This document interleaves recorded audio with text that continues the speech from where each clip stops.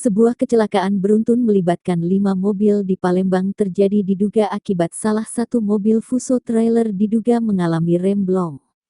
Peristiwa tersebut terjadi di Jalan Demang Lebar Daun, seberang Dunkin Donuts atau persisnya di Simpang Lampu Merah RSU Bunda Palembang, Selasa tanggal 16 April tahun 2024 malam sekitar pukul 21 waktu Indonesia Barat.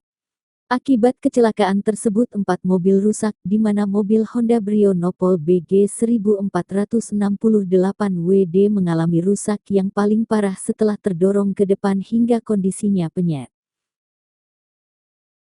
Kasat Lantas Polrestabes Palembang AKBP Yeni Diarti, melalui Kanit Gakum Ibtu Arham Sikakum saat di TKP mengatakan, mobil truk Fuso bermuatan peti kemas bernopol BG 8161 RL mengalami remblong hingga lepas kendali dan menabrak 4 mobil yang berada di depannya.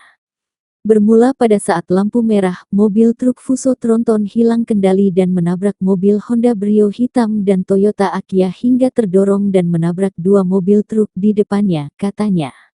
Dari hasil olah TKP petugas dan keterangan sejumlah saksi-saksi, 2 orang terdiri dari sopir dan penumpang dari Toyota Aquia warna merah mengalami luka-luka. 2 orang mengalami luka-luka akibat benturan dan sudah dilarikan ke rumah sakit Bunda untuk penanganan medis, tuturnya. Untuk sopir truk Fuso tronton tersebut tidak berada di TKP, diduga telah melarikan diri usai menabrak saat keempat mobil yang berada di depannya dalam posisi berhenti